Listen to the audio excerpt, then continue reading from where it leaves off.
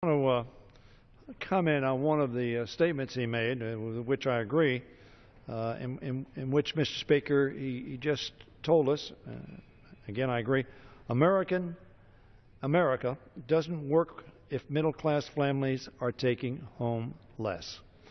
I would urge him, consistent with that statement, and recognition of the fact that America works better when working families are making better wages, that we would hope the minimum wage could be brought to the floor. As the gentleman, I'm sure, knows, in 2013, the minimum wage would now be $10.57 if it were at the same level it was over 40 years ago in 1968.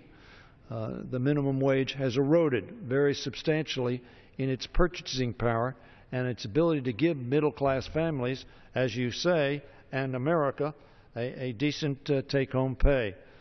We believe both the minimum wage and unemployment insurance extension for the 1.8 to 2 million people who have lost that safety net is both hurting the economy and obviously hurting families. So we agree very strongly with the gentleman's statement.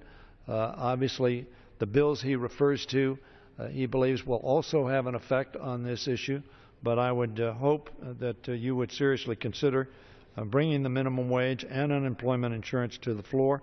We believe, although frankly I don't have a precise count on your side of the aisle, which I'm sure does not shock you, that both of those bills would have the votes on this floor, as the Speaker has indicated, to work its will and to pass those pieces of legislation. So I would hope the gentleman would consider that.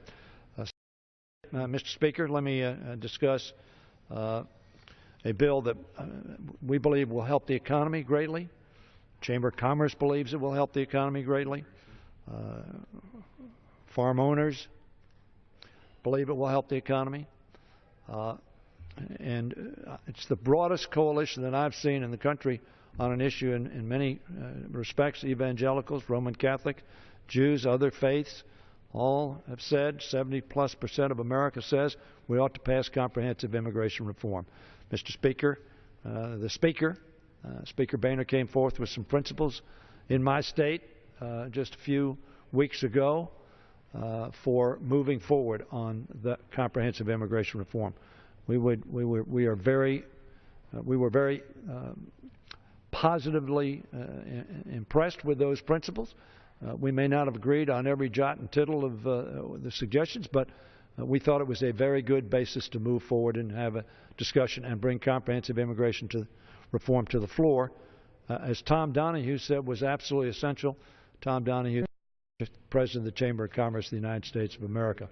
So that I would hope that Mr.